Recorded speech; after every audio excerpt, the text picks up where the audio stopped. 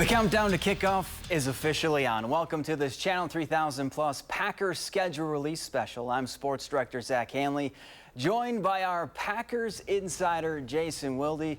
Jason, when you look at this, tied for the 5th most difficult schedule based on win percentage from last year. They're going to face 7 playoff teams, and they got that early bye in Week 5. What are your initial thoughts when you see the schedule?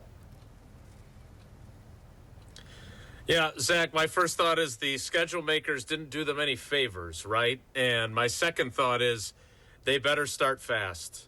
They will have an opportunity to, as Larry Beal used to say on SportsCenter when I was a kid and you were not yet here, announce their presence with authority.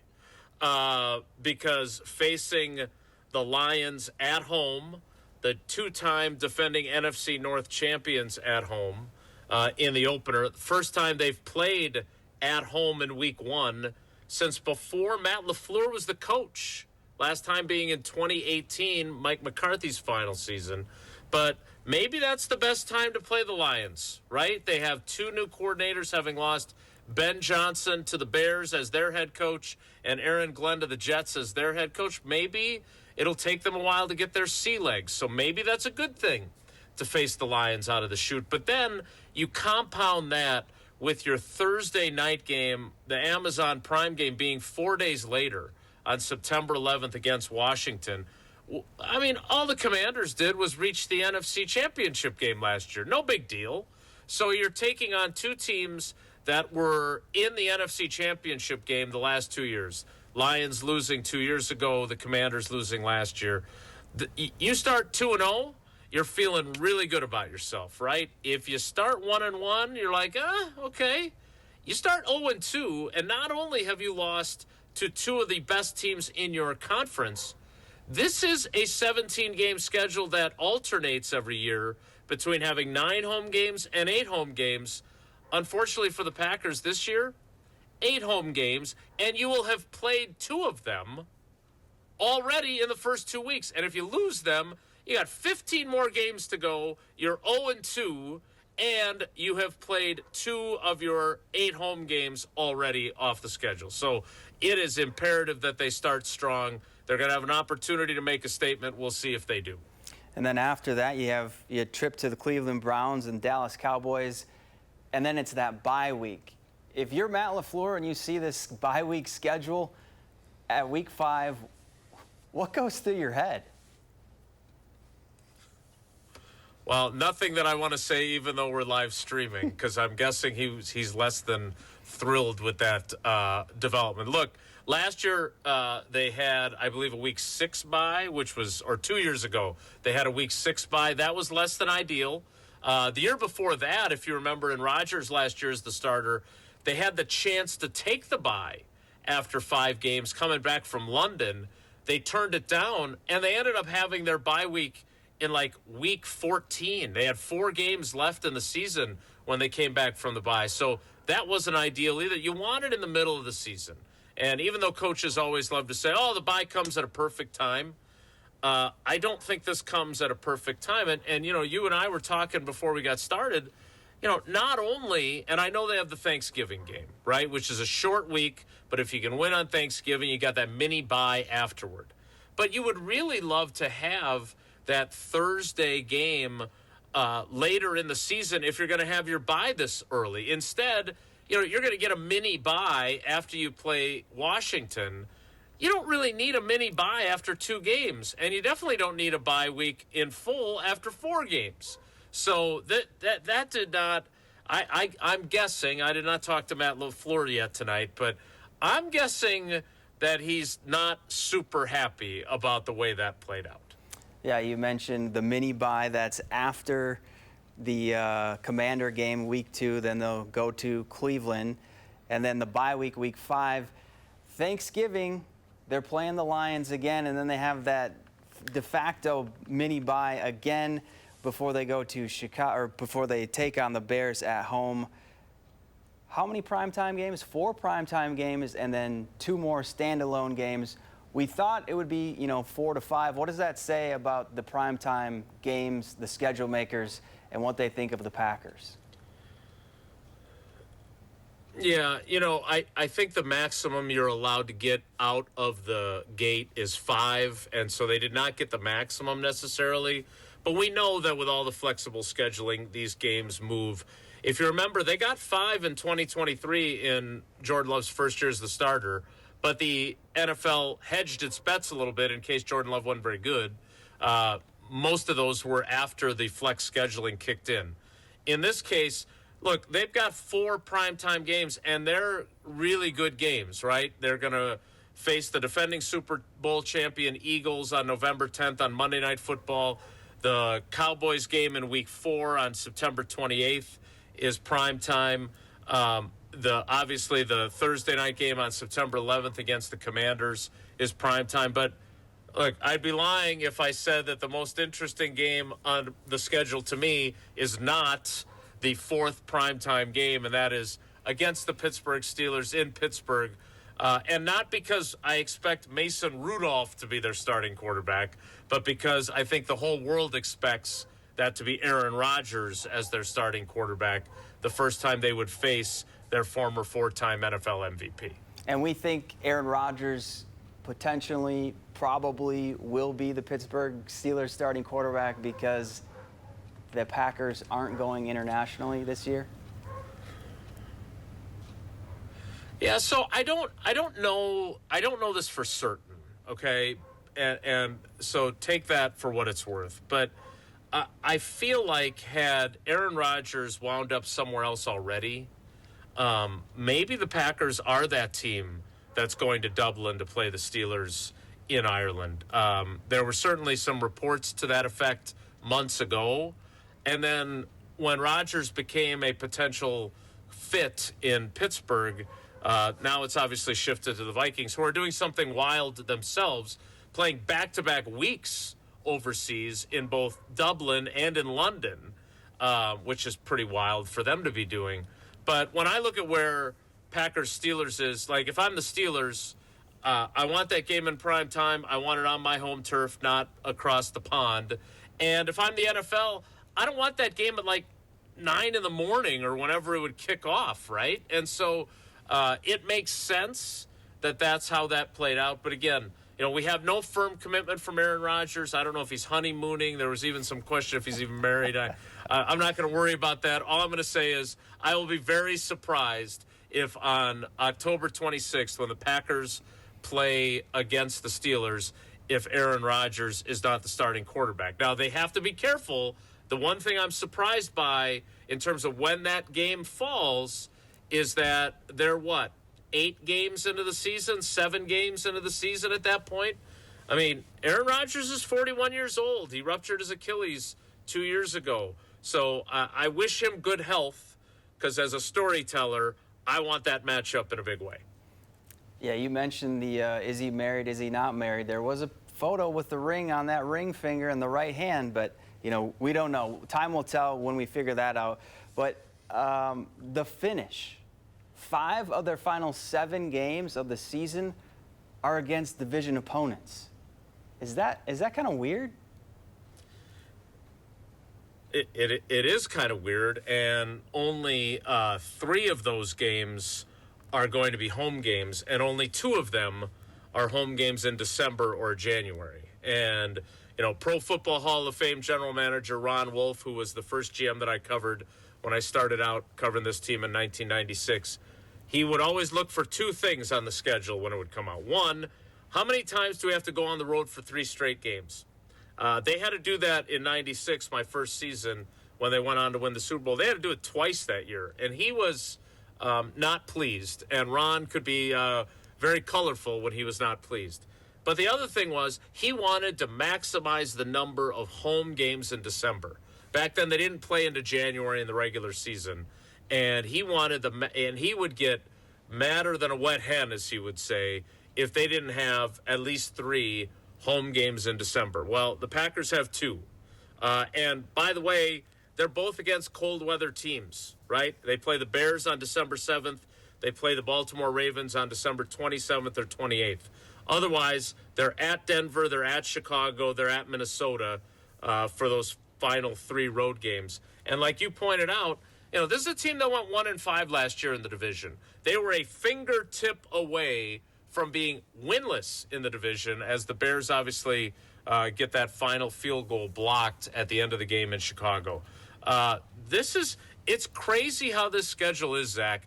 It starts with a really crucial 2-game stretch, and then it ends with all these division games jammed into a 7-week window. The fact that they start with a division game and then don't play again in the division until they play the Vikings on November 23rd in Green Bay, that's very unusual. And the fact that they play, the Bears, twice in a 3-week span, that's different. So I remember one year where they played the Bears to open the season and close the season. This is a little different. They won't have to spend as much time late in the year on film because they'll have just played each other. But I am super curious to see how that bottom stretch of the schedule plays out. Yeah, 1-5 in the division last year. The Lions finished with 15 wins, made the playoffs. The Vikings, 14 wins, made the playoffs. The Bears, 5 wins, one of them against the Packers. They have a new head coach in Ben Johnson, and it seems like, every year we say this, well, the Bears fans say it, but they won the offseason. So it's the NFC North. Every game is tough, but I want to get your take on what do you think is a tougher stretch? The start, we could say the first 2 games, or the final 4 games? I have to say the final 4 because, first of all, 3 of the last 4 are on the road, right? And it looks like Denver is a good football team. Now, again, as you mentioned at the beginning, the fifth toughest schedule based on 1-loss percentage of their opponents. The league, it's a different year every year, right? And so just because a team was good last year doesn't mean they'll be good again. And just because a team was crummy last year doesn't mean they'll be bad again.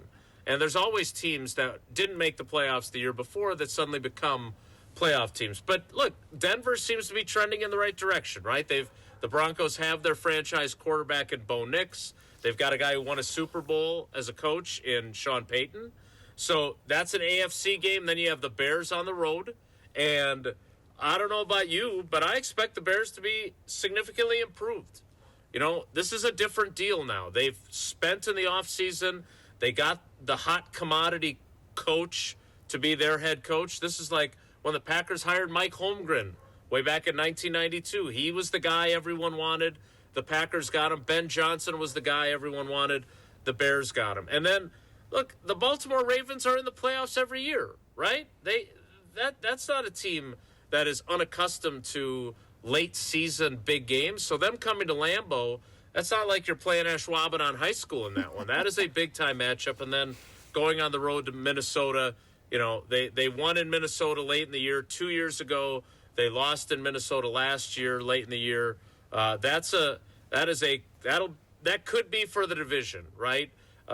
Last year, the Lions and the Vikings played with a winner take all for the division. Maybe this year it's Packers Vikings for the division, or maybe the Packers have to beat the Vikings to make the playoffs at all. We'll see how it shakes out on January 3rd or 4th. So they're going to face 7 teams that made the playoffs last year, 5 of them at home, 4 of them away. Is it imperative, as you mentioned, for this team to get off to a fast start? Because looking at the back half of that schedule, you just never know. Yeah, and look, even a team like let's not be presumptuous, right? And I have to fight this all the time. Like, they've got a stretch in the middle of the schedule. They play the Eagles on Monday Night Football. The game before that, they play the Carolina Panthers at home. The game after that, they play the Giants on the road. The Panthers and the Giants were both terrible, right? And so those are games that you would like to think they're going to win if you're a Packers fan. At the same time, I mean, let's be honest. We all do this, right? The schedule comes out and we got our little pencil, or maybe everybody does it digitally now. I'm just an old man. But WLWWLLW. I mean, we all do that for 17 games. I don't know. Are they an 11-6 team again? Are they a 10-7 team? Are they a 12-5 or a 13-4 team? I mean, if they stay healthy, they've got a lot of really good players. But this schedule is no joke. And we can debate how accurate strength of schedule is based on last year's records. But the bottom line is the way it falls, some of the pitfalls that are included in the scheduling. I mean, look, the old saying in the NFL is it's not always who you play, it's when you play them. And if they stay healthy, then they're in a really good spot down the stretch to win some really big games against division rivals. If they have injury problems, then they're going to be really challenged down the stretch. And that's why, again, getting off to a fast start, getting a win at home against the Lions in the opener, beating the Commanders on a short week. You don't have to travel, right? You're home and then home again. That is an advantage on a short week on a Thursday night. So if they get off to a 2-0 start, there'll be a lot of excitement about where they're at. If they get off to an 0-2 start, there'll be some concern. And then they've obviously got that tough stretch late in the year. Well, after the Commanders, it's the Browns, and that's another one where you look at, it's the Browns, 3 wins last year. I think they have 3 or 4 quarterbacks right now, more than wins that they had last year. Is there a team on this schedule or a game not the Steelers that intrigues you? The team that intrigues me the most is the Bengals, because if they're hot, they're hot. If they're not, they're not. Yeah, and they weren't hot for much of last season, and then they finished with a flurry, right? And they were the team that no one wanted in the AFC to make the playoffs. Now, obviously, they've got issues with Trey Hendrickson. Hey, who knows? Maybe the Packers will stun us all, and they'll trade for Trey Hendrickson, and then Trey Hendrickson will face his former team in Week 6 in the 5th game of the year, and he'll have a bye week to get ready for them. But they paid their 2 big-time wide receivers. To me, that is a sneaky, appealing game. I think you make a great point, Zach, because not only do they have those 2 stud wide receivers in T. Higgins and Jamar Chase and a fantastic quarterback in Joe Burrow who has taken them to a Super Bowl, but where are the Packers going to be in their secondary? We still don't know if Jair Alexander is going to be on this team or not. We don't know how good Nate Hobbs is, their free agent pickup from the Raiders, who they're going to play both inside and outside. Keyshawn Nixon, is he going to get his wish to be CB1 if Jair's not here? I know they really like Carrington Valentine. He started a bunch of games for them the first 2 years in the league as a 7th-round pick 2 years ago. But talk about being tested. You want to try and shut down Higgins and Jamar Chase? You better be up for that task. So that's one that's intriguing. And I'll tell you the other one that I think is, I don't want to call it sneaky intriguing. We talked about the Broncos. But, again, it's hard to go on the road in December. And maybe Bo Nix experiences something similar to what Jordan Love did last year, right? Teams have the book on him now. They have a better idea how to defend him. But having watched him in college at Oregon, I think he's the real deal. And that could be a great, young quarterback showdown there. And look, there's going to be one in Week 2 of Jaden Daniels versus Jordan Love. We could have another one on December 14th when it's Bo Nix against Jordan Love. And the reason why I think that's a sneaky, interesting game is because of what you said. With 5 of the 7 final games being in the division, that's one of the 2 that aren't. And the other one's against Baltimore, which is also a good team. So not only do they have that huge chunk of division games altogether, they also have 2 really tough AFC teams sprinkled in there. So that 7-game stretch, I don't want to fast forward to that point because I've got a lot of stories to tell between now and then. But that final 7-week stretch without a bye, remember, only with the mini bye from Thanksgiving, that's going to go a long way to define their season. And I'll throw another one out at you. Say Monday night, November 10th, obviously Philadelphia Eagles in Titletown. It's the reigning Super Bowl champs, so you're up for that one. Say they win that one, then they got to go to New York to play the Giants, a team that many Packer fans are like, hey, they had 3 wins last year. Chalk that up as a win. but maybe they're not remembering that Russell Wilson is now there, and he's the quarterback, and he's pretty successful. And they struggled there the last time they played there. Yeah, they got beat by Tommy DeVito. And they're playing on a short week, going Monday to Sunday and going on the road. It's interesting, too, and look, by that time, obviously we'll know in the coming weeks. I think the NFL has another league meeting, not like the one they have in March where everybody attends it, but they have another league meeting later this month to decide on whether they're going to ban the tush push. Now, the Packers, or the brotherly shove, whatever you want to call that, the Packers kind of took one for the team, or for the league, for that matter, for the commissioner, by being the team that brought the proposal to ban the tush push to the floor at the NFL meetings in March. I'm guessing Nick Sirianni and Jalen Hurts and the whole crew in Philly has not forgotten that the Packers were the ones who put their name on that proposal. And it ended up 16-16, a deadlock on whether they should abolish it or allow it to continue. By then, we'll obviously know if they're still able to run that play. But I'll tell you this, if I'm Nick Sirianni, every short yardage, if it's still legal, I am running that, and I am celebrating it every time I get a first down to just show them, hey, you tried to get rid of this play, you still can't stop it.